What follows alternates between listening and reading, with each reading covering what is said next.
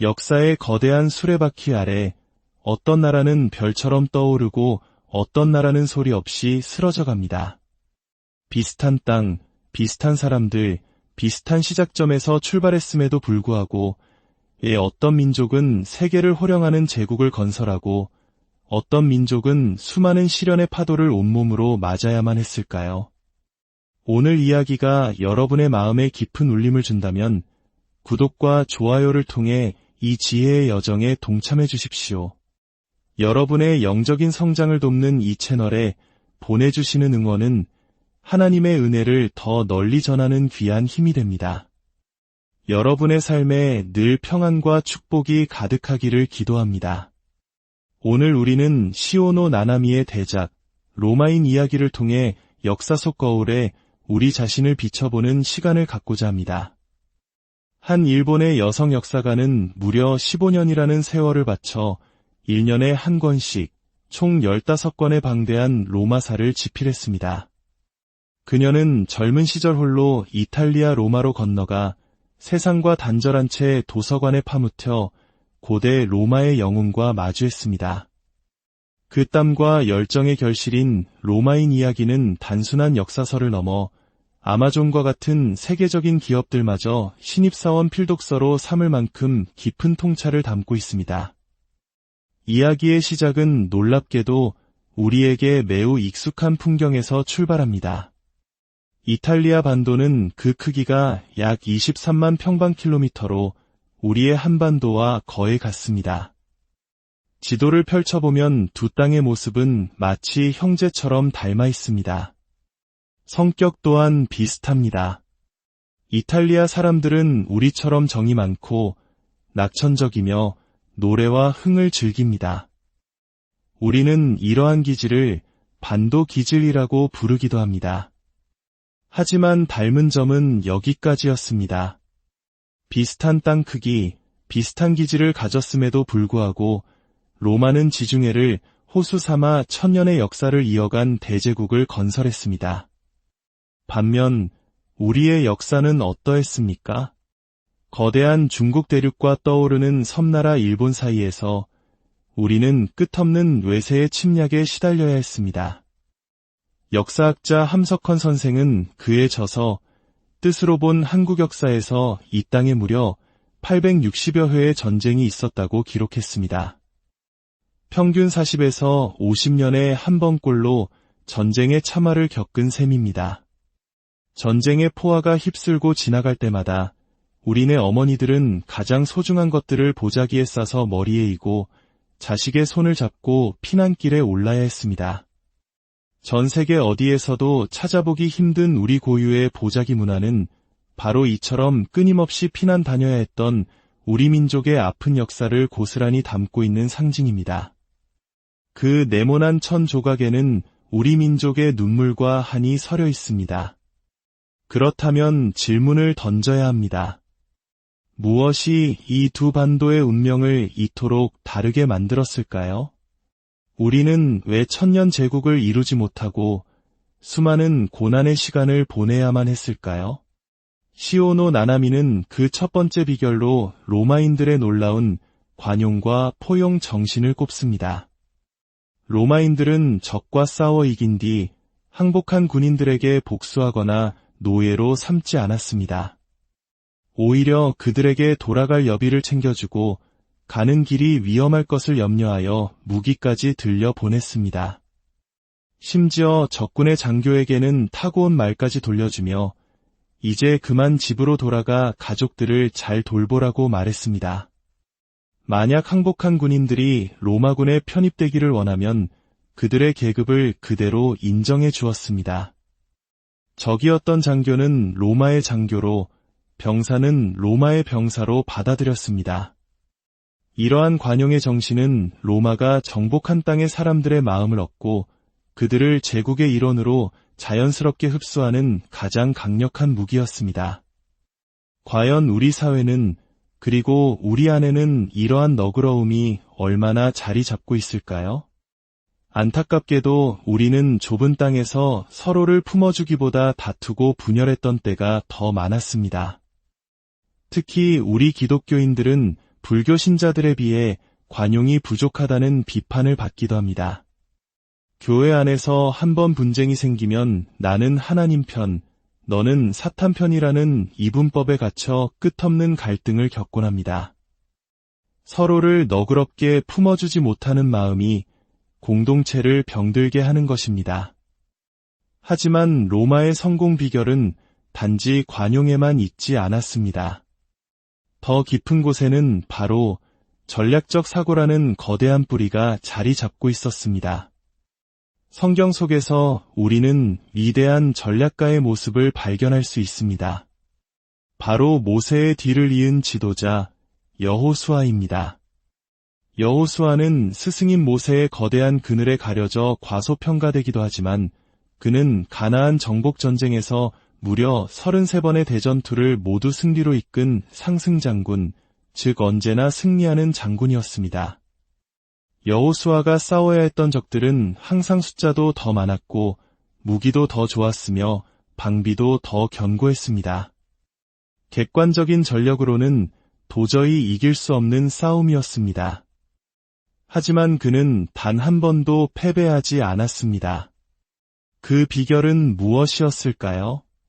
바로 하나님의 인도하심을 바탕으로 한 철저한 전략이었습니다. 많은 신앙인들이 성령이 충만하면 인간적인 전략 같은 것은 필요 없다고 생각하는 경향이 있습니다. 그러나 예수님께서는 우리에게 비둘기같이 순결하고 뱀같이 지혜로워라고 말씀하셨습니다.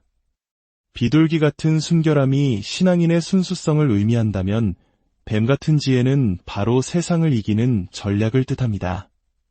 성경 잠언 24장 6절은 우리에게 분명히 가르칩니다. 너는 전략으로 싸우라.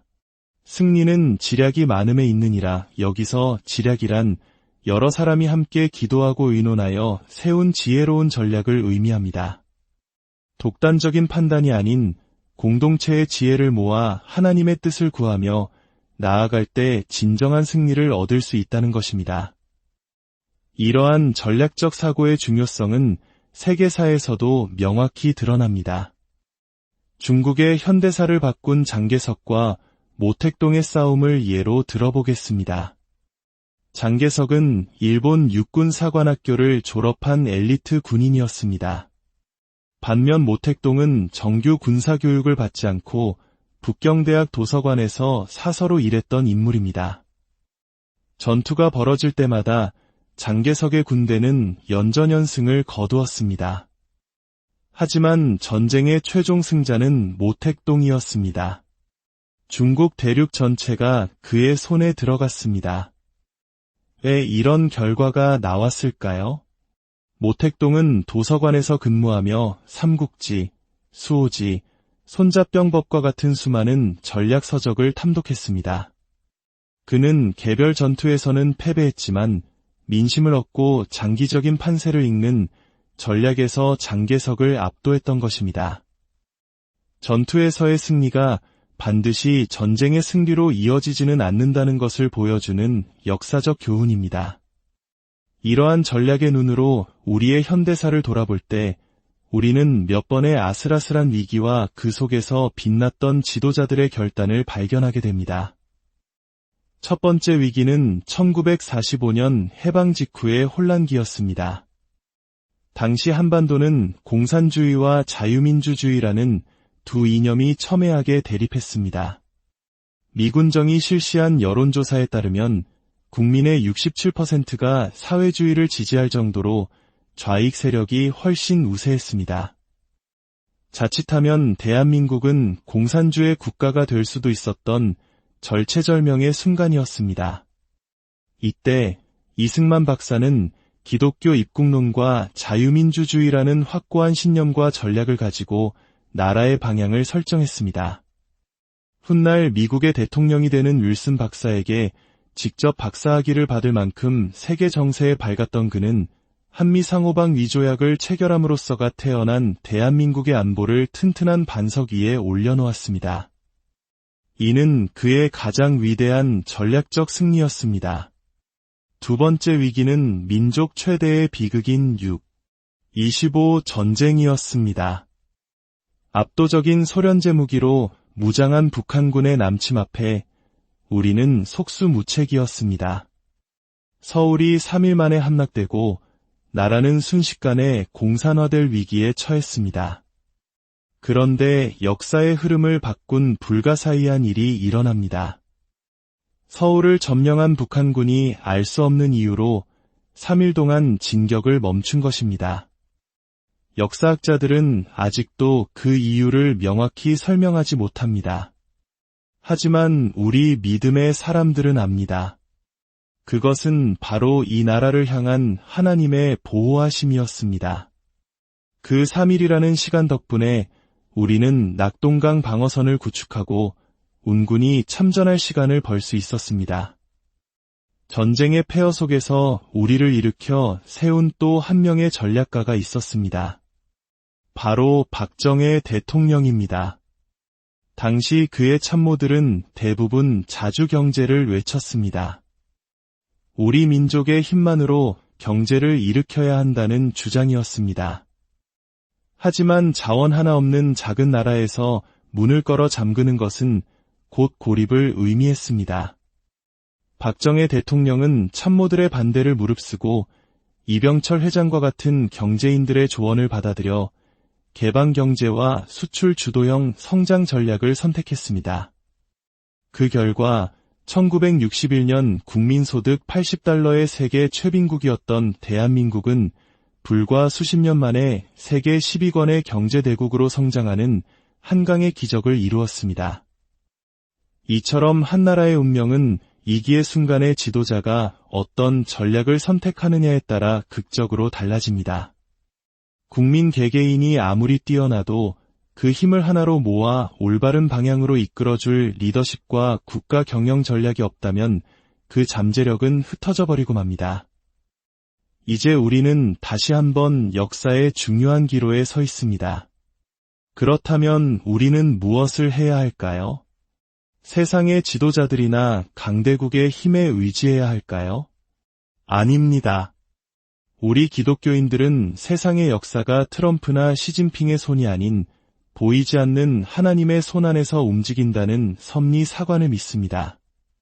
하나님께서는 독재자와 악한 세력이 날뛰는 것처럼 보일 때에도 결국 당신의 선한 뜻을 향해 역사를 이끌어 가십니다. 그리고 하나님은 언제나 자유의 편에 서십니다. 또한 우리는 인간에 대한 깊은 이해를 가져야 합니다.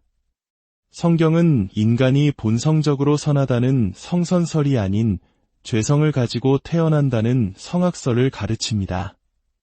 젊은 시절에는 이 가르침이 불편하게 느껴질 수 있습니다.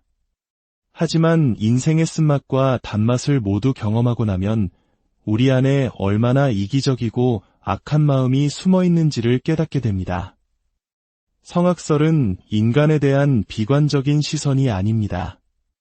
오히려 우리 모두가 불완전한 죄인임을 인정하기에 서로를 판단하고 숙청하는 대신 법이라는 최소한의 규칙을 세워 함께 살아가는 법치주의의 기초가 됩니다. 선진국일수록 사람이 아닌 법이 다스리는 이유가 여기에 있습니다. 사랑하는 여러분, 로마의 역사와 우리 민족의 고난, 그리고 성경의 지혜는 하나의 결론을 향해 나아갑니다. 그것은 바로 하나님의 지혜를 구하는 전략적 사고의 중요성입니다.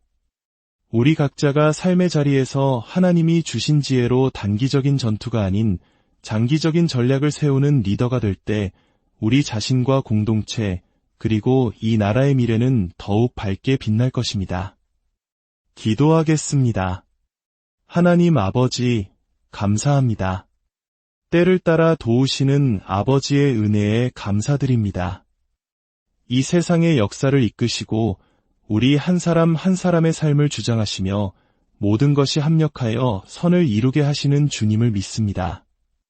이 나라를 지켜주시고 한국 교회를 사용하여 주시며 우리를 하나님의 귀한 일꾼으로 세워주심에 감사합니다. 우리의 모든 염려를 주님 손에 맡기오니 참된 자유와 평강을 허락하여 주시옵소서. 우리 자신이 먼저 변화되어 세상을 변화시키는 빛과 소금의 역할을 감당하게 하여 주시옵소서. 예수님의 이름으로 기도드렸습니다. 역사의 거대한 수레바퀴 아래 어떤 나라는 별처럼 떠오르고 어떤 나라는 소리 없이 쓰러져 갑니다. 비슷한 땅, 비슷한 사람들, 비슷한 시작점에서 출발했음에도 불구하고 어떤 민족은 세계를 호령하는 제국을 건설하고 어떤 민족은 수많은 시련의 파도를 온몸으로 맞아야만 했을까요? 오늘 이야기가 여러분의 마음에 깊은 울림을 준다면 구독과 좋아요를 통해 이 지혜의 여정에 동참해 주십시오. 여러분의 영적인 성장을 돕는 이 채널에 보내주시는 응원은 하나님의 은혜를 더 널리 전하는 귀한 힘이 됩니다.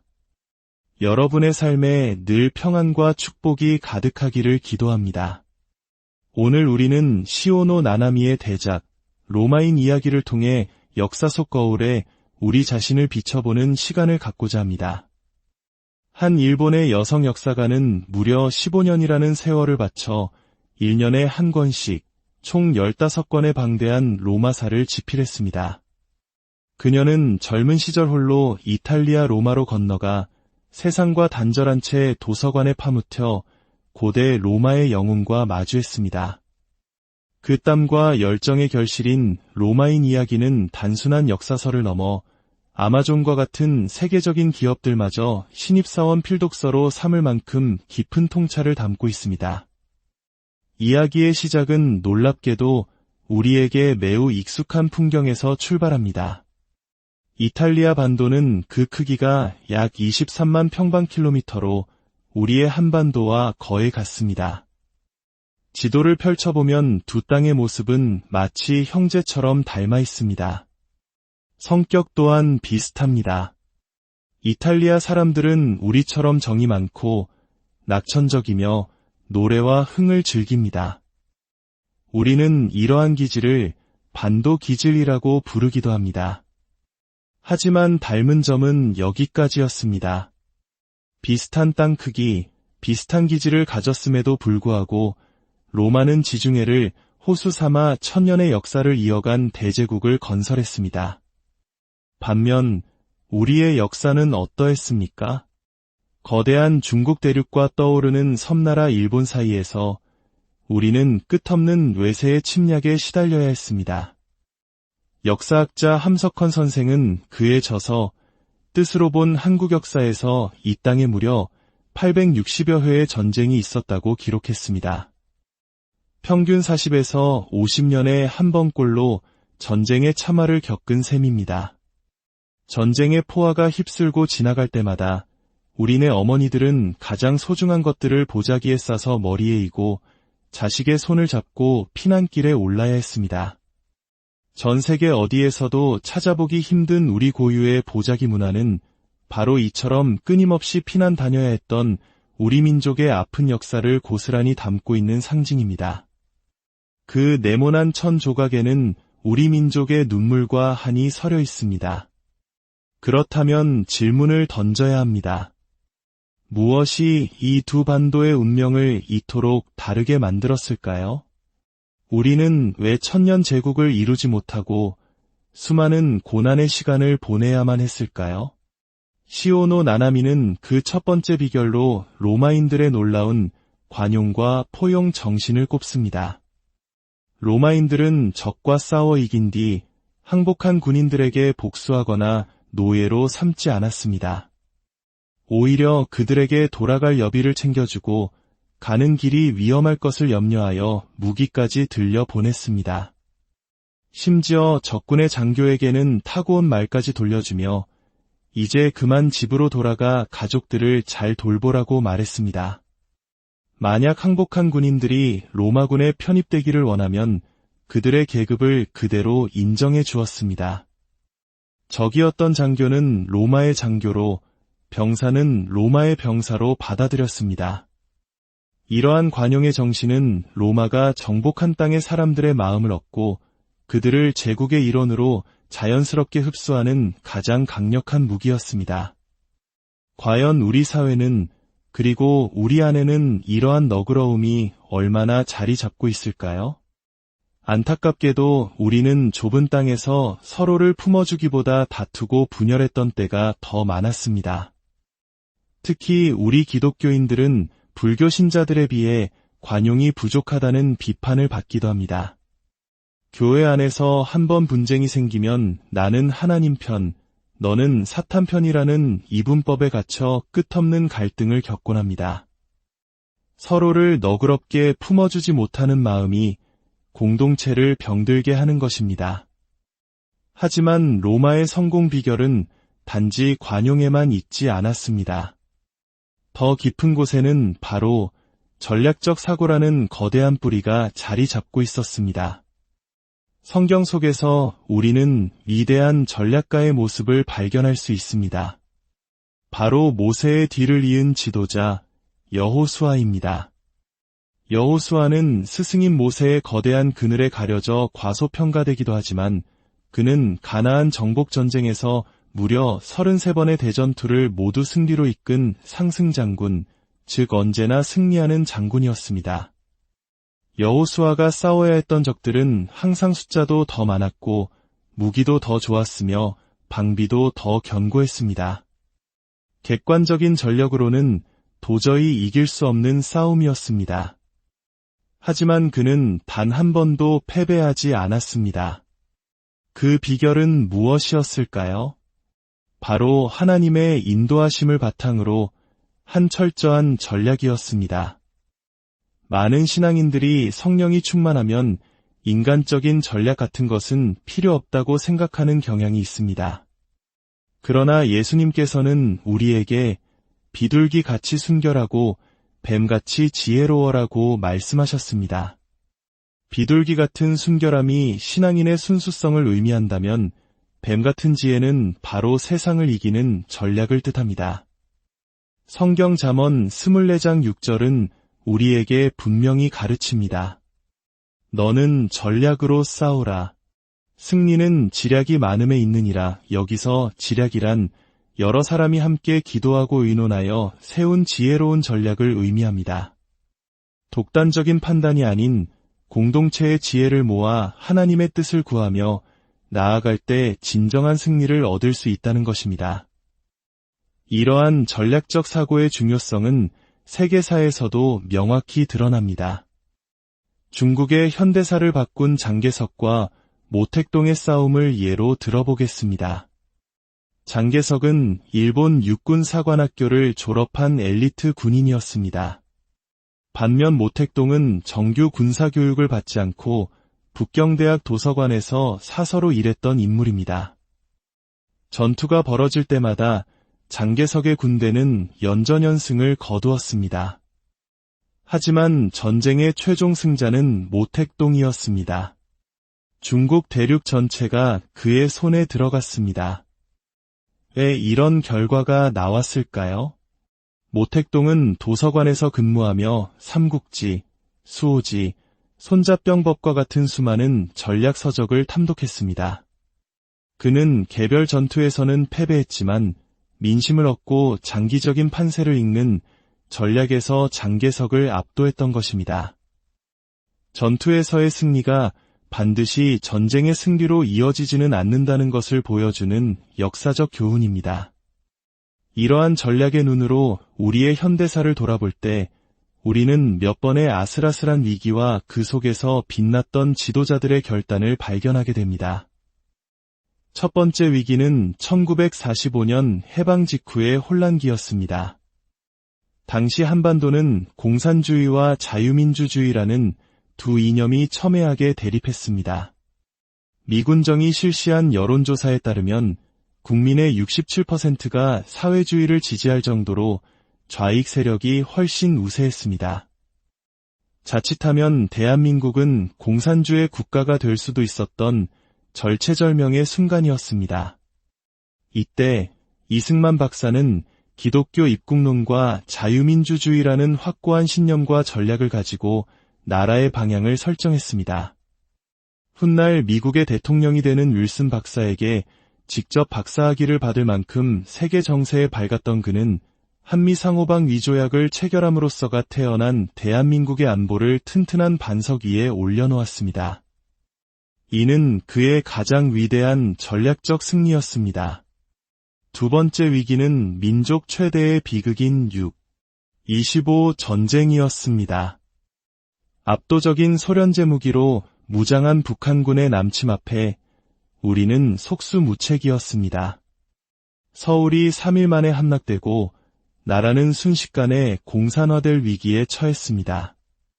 그런데 역사의 흐름을 바꾼 불가사의한 일이 일어납니다. 서울을 점령한 북한군이 알 수 없는 이유로 3일 동안 진격을 멈춘 것입니다.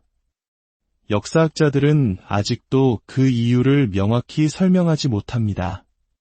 하지만 우리 믿음의 사람들은 압니다. 그것은 바로 이 나라를 향한 하나님의 보호하심이었습니다. 그 3일이라는 시간 덕분에 우리는 낙동강 방어선을 구축하고 운군이 참전할 시간을 벌 수 있었습니다. 전쟁의 폐허 속에서 우리를 일으켜 세운 또 한 명의 전략가가 있었습니다. 바로 박정희 대통령입니다. 당시 그의 참모들은 대부분 자주경제를 외쳤습니다.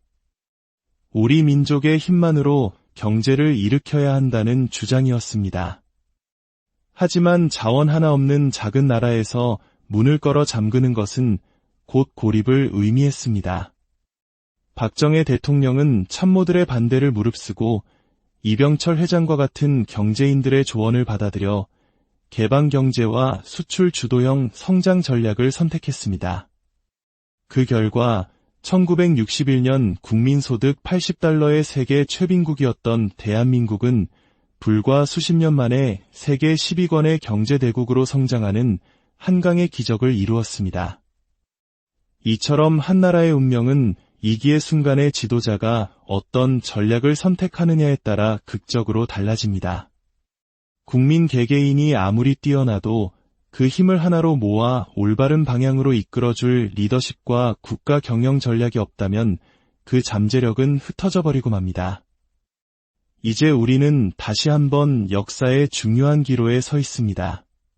그렇다면 우리는 무엇을 해야 할까요? 세상의 지도자들이나 강대국의 힘에 의지해야 할까요? 아닙니다. 우리 기독교인들은 세상의 역사가 트럼프나 시진핑의 손이 아닌 보이지 않는 하나님의 손 안에서 움직인다는 섭리 사관을 믿습니다. 하나님께서는 독재자와 악한 세력이 날뛰는 것처럼 보일 때에도 결국 당신의 선한 뜻을 향해 역사를 이끌어 가십니다. 그리고 하나님은 언제나 자유의 편에 서십니다. 또한 우리는 인간에 대한 깊은 이해를 가져야 합니다. 성경은 인간이 본성적으로 선하다는 성선설이 아닌 죄성을 가지고 태어난다는 성악설을 가르칩니다. 젊은 시절에는 이 가르침이 불편하게 느껴질 수 있습니다. 하지만 인생의 쓴맛과 단맛을 모두 경험하고 나면 우리 안에 얼마나 이기적이고 악한 마음이 숨어 있는지를 깨닫게 됩니다. 성악설은 인간에 대한 비관적인 시선이 아닙니다. 오히려 우리 모두가 불완전한 죄인임을 인정하기에 서로를 판단하고 숙청하는 대신 법이라는 최소한의 규칙을 세워 함께 살아가는 법치주의의 기초가 됩니다. 선진국일수록 사람이 아닌 법이 다스리는 이유가 여기에 있습니다. 사랑하는 여러분, 로마의 역사와 우리 민족의 고난, 그리고 성경의 지혜는 하나의 결론을 향해 나아갑니다. 그것은 바로 하나님의 지혜를 구하는 전략적 사고의 중요성입니다. 우리 각자가 삶의 자리에서 하나님이 주신 지혜로 단기적인 전투가 아닌 장기적인 전략을 세우는 리더가 될 때 우리 자신과 공동체, 그리고 이 나라의 미래는 더욱 밝게 빛날 것입니다. 기도하겠습니다. 하나님 아버지, 감사합니다. 때를 따라 도우시는 아버지의 은혜에 감사드립니다. 이 세상의 역사를 이끄시고 우리 한 사람 한 사람의 삶을 주장하시며 모든 것이 합력하여 선을 이루게 하시는 주님을 믿습니다. 이 나라를 지켜주시고 한국 교회를 사용하여 주시며 우리를 하나님의 귀한 일꾼으로 세워주심에 감사합니다. 우리의 모든 염려를 주님 손에 맡기오니 참된 자유와 평강을 허락하여 주시옵소서. 우리 자신이 먼저 변화되어 세상을 변화시키는 빛과 소금의 역할을 감당하게 하여 주시옵소서. 예수님의 이름으로 기도드렸습니다. 역사의 거대한 수레바퀴 아래 어떤 나라는 별처럼 떠오르고 어떤 나라는 소리 없이 쓰러져 갑니다. 비슷한 땅, 비슷한 사람들, 비슷한 시작점에서 출발했음에도 불구하고 어떤 민족은 세계를 호령하는 제국을 건설하고 어떤 민족은 수많은 시련의 파도를 온몸으로 맞아야만 했을까요? 오늘 이야기가 여러분의 마음에 깊은 울림을 준다면 구독과 좋아요를 통해 이 지혜의 여정에 동참해 주십시오. 여러분의 영적인 성장을 돕는 이 채널에 보내주시는 응원은 하나님의 은혜를 더 널리 전하는 귀한 힘이 됩니다. 여러분의 삶에 늘 평안과 축복이 가득하기를 기도합니다. 오늘 우리는 시오노 나나미의 대작, 로마인 이야기를 통해 역사 속 거울에 우리 자신을 비춰보는 시간을 갖고자 합니다. 한 일본의 여성 역사가는 무려 15년이라는 세월을 바쳐 1년에 한 권씩 총 15권의 방대한 로마사를 집필했습니다. 그녀는 젊은 시절 홀로 이탈리아 로마로 건너가 세상과 단절한 채 도서관에 파묻혀 고대 로마의 영웅과 마주했습니다. 그 땀과 열정의 결실인 로마인 이야기는 단순한 역사서를 넘어 아마존과 같은 세계적인 기업들마저 신입사원 필독서로 삼을 만큼 깊은 통찰을 담고 있습니다. 이야기의 시작은 놀랍게도 우리에게 매우 익숙한 풍경에서 출발합니다. 이탈리아 반도는 그 크기가 약 23만 평방킬로미터로 우리의 한반도와 거의 같습니다. 지도를 펼쳐보면 두 땅의 모습은 마치 형제처럼 닮아 있습니다. 성격 또한 비슷합니다. 이탈리아 사람들은 우리처럼 정이 많고 낙천적이며 노래와 흥을 즐깁니다. 우리는 이러한 기질을 반도 기질이라고 부르기도 합니다. 하지만 닮은 점은 여기까지였습니다. 비슷한 땅 크기, 비슷한 기질을 가졌음에도 불구하고 로마는 지중해를 호수 삼아 천년의 역사를 이어간 대제국을 건설했습니다. 반면 우리의 역사는 어떠했습니까? 거대한 중국 대륙과 떠오르는 섬나라 일본 사이에서 우리는 끝없는 외세의 침략에 시달려야 했습니다. 역사학자 함석헌 선생은 그에 져서 뜻으로 본 한국 역사에서 이 땅에 무려 860여 회의 전쟁이 있었다고 기록했습니다.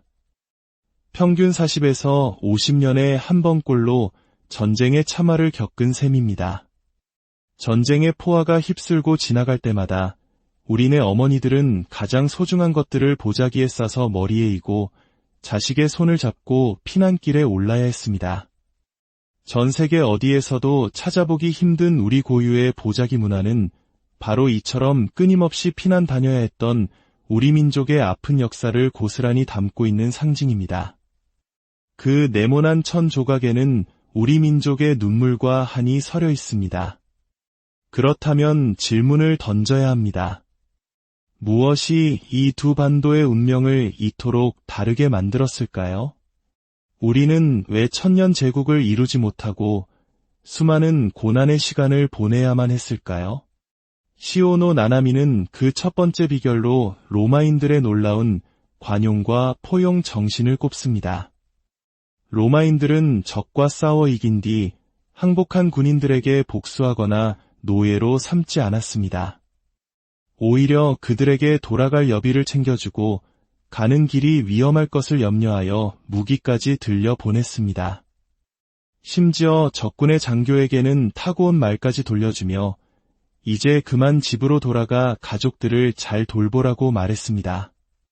만약 항복한 군인들이 로마군에 편입되기를 원하면 그들의 계급을 그대로 인정해 주었습니다.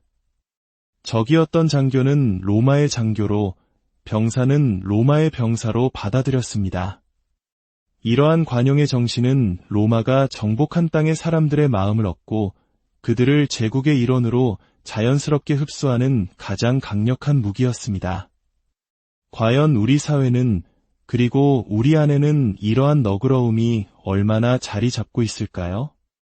안타깝게도 우리는 좁은 땅에서 서로를 품어주기보다 다투고 분열했던 때가 더 많았습니다. 특히 우리 기독교인들은 불교 신자들에 비해 관용이 부족하다는 비판을 받기도 합니다. 교회 안에서 한 번 분쟁이 생기면 나는 하나님 편, 너는 사탄 편이라는 이분법에 갇혀 끝없는 갈등을 겪곤 합니다. 서로를 너그럽게 품어주지 못하는 마음이 공동체를 병들게 하는 것입니다. 하지만 로마의 성공 비결은 단지 관용에만 있지 않았습니다. 더 깊은 곳에는 바로 전략적 사고라는 거대한 뿌리가 자리 잡고 있었습니다. 성경 속에서 우리는 위대한 전략가의 모습을 발견할 수 있습니다. 바로 모세의 뒤를 이은 지도자 여호수아입니다. 여호수아는 스승인 모세의 거대한 그늘에 가려져 과소평가되기도 하지만 그는 가나안 정복 전쟁에서 무려 33번의 대전투를 모두 승리로 이끈 상승장군, 즉 언제나 승리하는 장군이었습니다. 여호수아가 싸워야 했던 적들은 항상 숫자도 더 많았고 무기도 더 좋았으며 방비도 더 견고했습니다. 객관적인 전력으로는 도저히 이길 수 없는 싸움이었습니다. 하지만 그는 단 한 번도 패배하지 않았습니다. 그 비결은 무엇이었을까요? 바로 하나님의 인도하심을 바탕으로 한 철저한 전략이었습니다. 많은 신앙인들이 성령이 충만하면 인간적인 전략 같은 것은 필요 없다고 생각하는 경향이 있습니다. 그러나 예수님께서는 우리에게 비둘기같이 순결하고 뱀같이 지혜로워라고 말씀하셨습니다. 비둘기 같은 순결함이 신앙인의 순수성을 의미한다면 뱀 같은 지혜는 바로 세상을 이기는 전략을 뜻합니다. 성경 잠언 24장 6절은 우리에게 분명히 가르칩니다. 너는 전략으로 싸우라. 승리는 지략이 많음에 있느니라. 여기서 지략이란 여러 사람이 함께 기도하고 의논하여 세운 지혜로운 전략을 의미합니다. 독단적인 판단이 아닌 공동체의 지혜를 모아 하나님의 뜻을 구하며 나아갈 때 진정한 승리를 얻을 수 있다는 것입니다. 이러한 전략적 사고의 중요성은 세계사에서도 명확히 드러납니다. 중국의 현대사를 바꾼 장개석과 모택동의 싸움을 예로 들어보겠습니다. 장개석은 일본 육군 사관학교를 졸업한 엘리트 군인이었습니다. 반면 모택동은 정규 군사교육을 받지 않고 북경대학 도서관에서 사서로 일했던 인물입니다. 전투가 벌어질 때마다 장개석의 군대는 연전연승을 거두었습니다. 하지만 전쟁의 최종 승자는 모택동이었습니다. 중국 대륙 전체가 그의 손에 들어갔습니다. 왜 이런 결과가 나왔을까요? 모택동은 도서관에서 근무하며 삼국지, 수호지, 손자병법과 같은 수많은 전략 서적을 탐독했습니다. 그는 개별 전투에서는 패배했지만 민심을 얻고 장기적인 판세를 읽는 전략에서 장개석을 압도했던 것입니다. 전투에서의 승리가 반드시 전쟁의 승리로 이어지지는 않는다는 것을 보여주는 역사적 교훈입니다. 이러한 전략의 눈으로 우리의 현대사를 돌아볼 때 우리는 몇 번의 아슬아슬한 위기와 그 속에서 빛났던 지도자들의 결단을 발견하게 됩니다. 첫 번째 위기는 1945년 해방 직후의 혼란기였습니다. 당시 한반도는 공산주의와 자유민주주의라는 두 이념이 첨예하게 대립했습니다. 미군정이 실시한 여론조사에 따르면 국민의 67%가 사회주의를 지지할 정도로 좌익 세력이 훨씬 우세했습니다. 자칫하면 대한민국은 공산주의 국가가 될 수도 있었던 절체절명의 순간이었습니다. 이때 이승만 박사는 기독교 입국론과 자유민주주의라는 확고한 신념과 전략을 가지고 나라의 방향을 설정했습니다. 훗날 미국의 대통령이 되는 윌슨 박사에게 직접 박사학위를 받을 만큼 세계 정세에 밝았던 그는 한미 상호방 위조약을 체결함으로써가 태어난 대한민국의 안보를 튼튼한 반석 위에 올려놓았습니다. 이는 그의 가장 위대한 전략적 승리였습니다. 두 번째 위기는 민족 최대의 비극인 6.25 전쟁이었습니다. 압도적인 소련제 무기로 무장한 북한군의 남침 앞에 우리는 속수무책이었습니다. 서울이 3일 만에 함락되고 나라는 순식간에 공산화될 위기에 처했습니다. 그런데 역사의 흐름을 바꾼 불가사의한 일이 일어납니다. 서울을 점령한 북한군이 알 수 없는 이유로 3일 동안 진격을 멈춘 것입니다.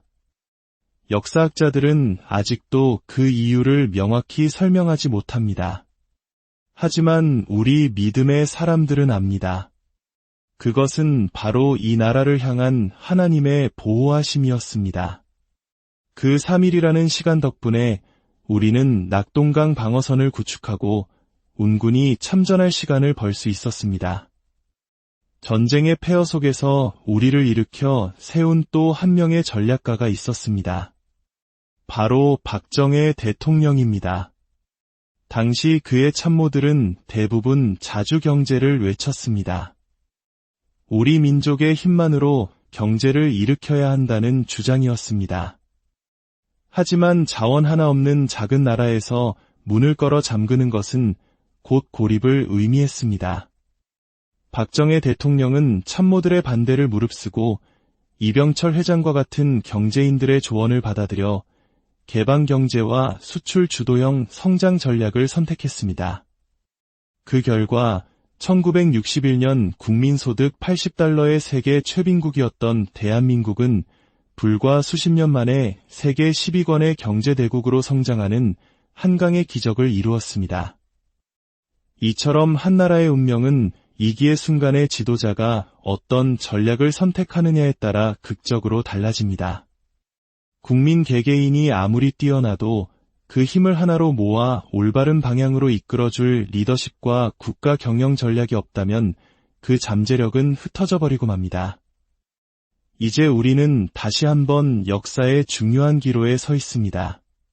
그렇다면 우리는 무엇을 해야 할까요? 세상의 지도자들이나 강대국의 힘에 의지해야 할까요? 아닙니다.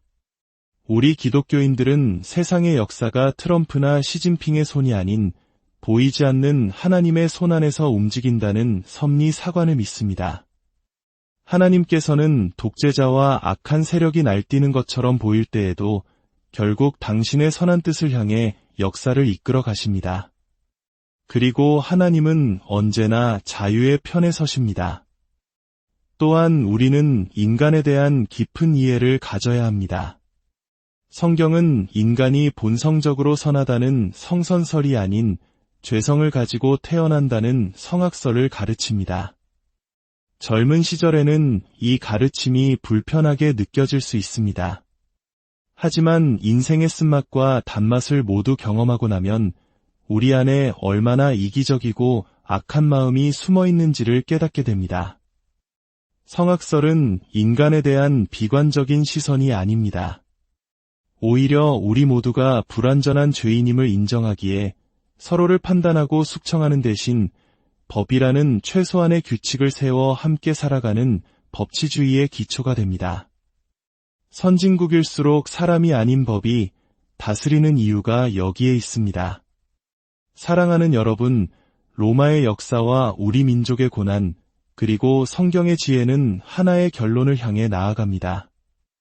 그것은 바로 하나님의 지혜를 구하는 전략적 사고의 중요성입니다.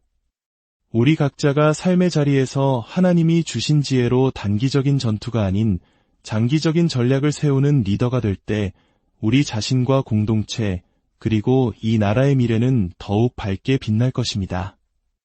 기도하겠습니다. 하나님 아버지, 감사합니다. 때를 따라 도우시는 아버지의 은혜에 감사드립니다. 이 세상의 역사를 이끄시고 우리 한 사람 한 사람의 삶을 주장하시며 모든 것이 합력하여 선을 이루게 하시는 주님을 믿습니다. 이 나라를 지켜주시고 한국 교회를 사용하여 주시며 우리를 하나님의 귀한 일꾼으로 세워주심에 감사합니다. 우리의 모든 염려를 주님 손에 맡기오니 참된 자유와 평강을 허락하여 주시옵소서. 우리 자신이 먼저 변화되어 세상을 변화시키는 빛과 소금의 역할을 감당하게 하여 주시옵소서. 예수님의 이름으로 기도드렸습니다. 역사의 거대한 수레바퀴 아래 어떤 나라는 별처럼 떠오르고 어떤 나라는 소리 없이 쓰러져 갑니다. 비슷한 땅, 비슷한 사람들, 비슷한 시작점에서 출발했음에도 불구하고 어떤 민족은 세계를 호령하는 제국을 건설하고 어떤 민족은 수많은 시련의 파도를 온몸으로 맞아야만 했을까요? 오늘 이야기가 여러분의 마음에 깊은 울림을 준다면 구독과 좋아요를 통해 이 지혜의 여정에 동참해 주십시오. 여러분의 영적인 성장을 돕는 이 채널에 보내주시는 응원은 하나님의 은혜를 더 널리 전하는 귀한 힘이 됩니다. 여러분의 삶에 늘 평안과 축복이 가득하기를 기도합니다. 오늘 우리는 시오노 나나미의 대작, 로마인 이야기를 통해 역사 속 거울에 우리 자신을 비춰보는 시간을 갖고자 합니다. 한 일본의 여성 역사가는 무려 15년이라는 세월을 바쳐 1년에 한 권씩 총 15권의 방대한 로마사를 집필했습니다. 그녀는 젊은 시절 홀로 이탈리아 로마로 건너가 세상과 단절한 채 도서관에 파묻혀 고대 로마의 영웅과 마주했습니다. 그 땀과 열정의 결실인 로마인 이야기는 단순한 역사서를 넘어 아마존과 같은 세계적인 기업들마저 신입사원 필독서로 삼을 만큼 깊은 통찰을 담고 있습니다. 이야기의 시작은 놀랍게도 우리에게 매우 익숙한 풍경에서 출발합니다. 이탈리아 반도는 그 크기가 약 23만 평방킬로미터로 우리의 한반도와 거의 같습니다. 지도를 펼쳐보면 두 땅의 모습은 마치 형제처럼 닮아 있습니다. 성격 또한 비슷합니다. 이탈리아 사람들은 우리처럼 정이 많고 낙천적이며 노래와 흥을 즐깁니다. 우리는 이러한 기질을 반도 기질이라고 부르기도 합니다. 하지만 닮은 점은 여기까지였습니다. 비슷한 땅 크기, 비슷한 기질을 가졌음에도 불구하고 로마는 지중해를 호수 삼아 천년의 역사를 이어간 대제국을 건설했습니다. 반면 우리의 역사는 어떠했습니까? 거대한 중국 대륙과 떠오르는 섬나라 일본 사이에서 우리는 끝없는 외세의 침략에 시달려야 했습니다. 역사학자 함석헌 선생은 그에 져서 뜻으로 본 한국 역사에서 이 땅에 무려 860여 회의 전쟁이 있었다고 기록했습니다. 평균 40에서 50년에 한 번꼴로 전쟁의 참화를 겪은 셈입니다. 전쟁의 포화가 휩쓸고 지나갈 때마다 우리네 어머니들은 가장 소중한 것들을 보자기에 싸서 머리에 이고 자식의 손을 잡고 피난길에 올라야 했습니다. 전 세계 어디에서도 찾아보기 힘든 우리 고유의 보자기 문화는 바로 이처럼 끊임없이 피난 다녀야 했던 우리 민족의 아픈 역사를 고스란히 담고 있는 상징입니다. 그 네모난 천 조각에는 우리 민족의 눈물과 한이 서려 있습니다. 그렇다면 질문을 던져야 합니다. 무엇이 이 두 반도의 운명을 이토록 다르게 만들었을까요? 우리는 왜 천년 제국을 이루지 못하고 수많은 고난의 시간을 보내야만 했을까요? 시오노 나나미는 그 첫 번째 비결로 로마인들의 놀라운 관용과 포용 정신을 꼽습니다. 로마인들은 적과 싸워 이긴 뒤 항복한 군인들에게 복수하거나 노예로 삼지 않았습니다. 오히려 그들에게 돌아갈 여비를 챙겨주고 가는 길이 위험할 것을 염려하여 무기까지 들려 보냈습니다. 심지어 적군의 장교에게는 타고 온 말까지 돌려주며 이제 그만 집으로 돌아가 가족들을 잘 돌보라고 말했습니다. 만약 항복한 군인들이 로마군에 편입되기를 원하면 그들의 계급을 그대로 인정해 주었습니다. 적이었던 장교는 로마의 장교로, 병사는 로마의 병사로 받아들였습니다. 이러한 관용의 정신은 로마가 정복한 땅의 사람들의 마음을 얻고 그들을 제국의 일원으로 자연스럽게 흡수하는 가장 강력한 무기였습니다. 과연 우리 사회는, 그리고 우리 안에는 이러한 너그러움이 얼마나 자리 잡고 있을까요? 안타깝게도 우리는 좁은 땅에서 서로를 품어주기보다 다투고 분열했던 때가 더 많았습니다. 특히 우리 기독교인들은 불교 신자들에 비해 관용이 부족하다는 비판을 받기도 합니다. 교회 안에서 한번 분쟁이 생기면 나는 하나님 편, 너는 사탄 편이라는 이분법에 갇혀 끝없는 갈등을 겪곤 합니다. 서로를 너그럽게 품어주지 못하는 마음이 공동체를 병들게 하는 것입니다. 하지만 로마의 성공 비결은 단지 관용에만 있지 않았습니다. 더 깊은 곳에는 바로 전략적 사고라는 거대한 뿌리가 자리 잡고 있었습니다. 성경 속에서 우리는 위대한 전략가의 모습을 발견할 수 있습니다. 바로 모세의 뒤를 이은 지도자 여호수아입니다. 여호수아는 스승인 모세의 거대한 그늘에 가려져 과소평가되기도 하지만 그는 가나안 정복 전쟁에서 무려 33번의 대전투를 모두 승리로 이끈 상승장군, 즉 언제나 승리하는 장군이었습니다. 여호수아가 싸워야 했던 적들은 항상 숫자도 더 많았고 무기도 더 좋았으며 방비도 더 견고했습니다. 객관적인 전력으로는 도저히 이길 수 없는 싸움이었습니다. 하지만 그는 단 한 번도 패배하지 않았습니다. 그 비결은 무엇이었을까요? 바로 하나님의 인도하심을 바탕으로 한 철저한 전략이었습니다. 많은 신앙인들이 성령이 충만하면 인간적인 전략 같은 것은 필요 없다고 생각하는 경향이 있습니다. 그러나 예수님께서는 우리에게 비둘기 같이 순결하고 뱀같이 지혜로워라고 말씀하셨습니다. 비둘기 같은 순결함이 신앙인의 순수성을 의미한다면 뱀 같은 지혜는 바로 세상을 이기는 전략을 뜻합니다. 성경 잠언 24장 6절은 우리에게 분명히 가르칩니다.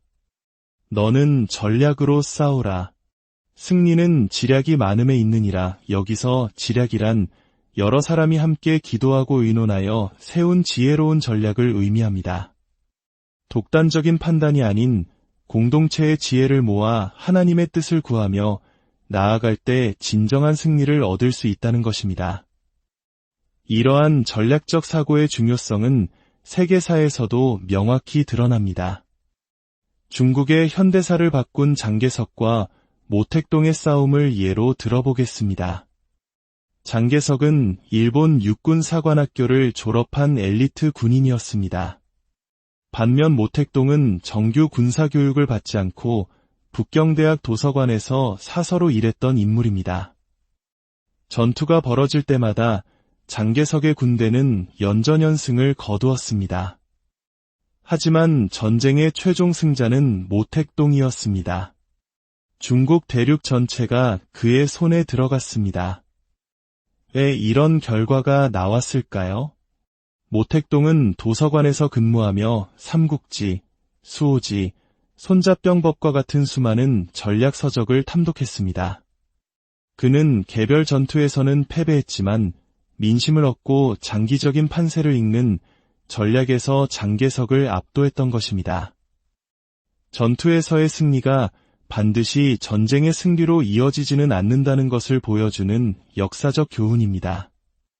이러한 전략의 눈으로 우리의 현대사를 돌아볼 때 우리는 몇 번의 아슬아슬한 위기와 그 속에서 빛났던 지도자들의 결단을 발견하게 됩니다. 첫 번째 위기는 1945년 해방 직후의 혼란기였습니다. 당시 한반도는 공산주의와 자유민주주의라는 두 이념이 첨예하게 대립했습니다. 미군정이 실시한 여론조사에 따르면 국민의 67%가 사회주의를 지지할 정도로 좌익 세력이 훨씬 우세했습니다.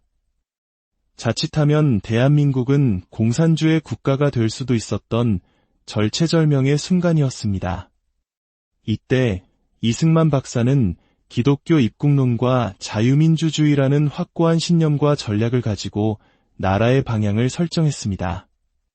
훗날 미국의 대통령이 되는 윌슨 박사에게 직접 박사학위를 받을 만큼 세계 정세에 밝았던 그는 한미 상호방 위조약을 체결함으로써가 태어난 대한민국의 안보를 튼튼한 반석 위에 올려놓았습니다. 이는 그의 가장 위대한 전략적 승리였습니다. 두 번째 위기는 민족 최대의 비극인 6.25 전쟁이었습니다. 압도적인 소련제 무기로 무장한 북한군의 남침 앞에 우리는 속수무책이었습니다. 서울이 3일 만에 함락되고 나라는 순식간에 공산화될 위기에 처했습니다. 그런데 역사의 흐름을 바꾼 불가사의한 일이 일어납니다. 서울을 점령한 북한군이 알 수 없는 이유로 3일 동안 진격을 멈춘 것입니다. 역사학자들은 아직도 그 이유를 명확히 설명하지 못합니다. 하지만 우리 믿음의 사람들은 압니다. 그것은 바로 이 나라를 향한 하나님의 보호하심이었습니다. 그 3일이라는 시간 덕분에 우리는 낙동강 방어선을 구축하고 운군이 참전할 시간을 벌 수 있었습니다. 전쟁의 폐허 속에서 우리를 일으켜 세운 또 한 명의 전략가가 있었습니다. 바로 박정희 대통령입니다. 당시 그의 참모들은 대부분 자주경제를 외쳤습니다. 우리 민족의 힘만으로 경제를 일으켜야 한다는 주장이었습니다. 하지만 자원 하나 없는 작은 나라에서 문을 걸어 잠그는 것은 곧 고립을 의미했습니다. 박정희 대통령은 참모들의 반대를 무릅쓰고 이병철 회장과 같은 경제인들의 조언을 받아들여 개방경제와 수출 주도형 성장 전략을 선택했습니다. 그 결과 1961년 국민소득 80달러의 세계 최빈국이었던 대한민국은 불과 수십 년 만에 세계 10위권의 경제대국으로 성장하는 한강의 기적을 이루었습니다. 이처럼 한 나라의 운명은 위기의 순간에 지도자가 어떤 전략을 선택하느냐에 따라 극적으로 달라집니다. 국민 개개인이 아무리 뛰어나도 그 힘을 하나로 모아 올바른 방향으로 이끌어줄 리더십과 국가 경영 전략이 없다면 그 잠재력은 흩어져 버리고 맙니다. 이제 우리는 다시 한번 역사의 중요한 기로에 서 있습니다. 그렇다면 우리는 무엇을 해야 할까요? 세상의 지도자들이나 강대국의 힘에 의지해야 할까요? 아닙니다.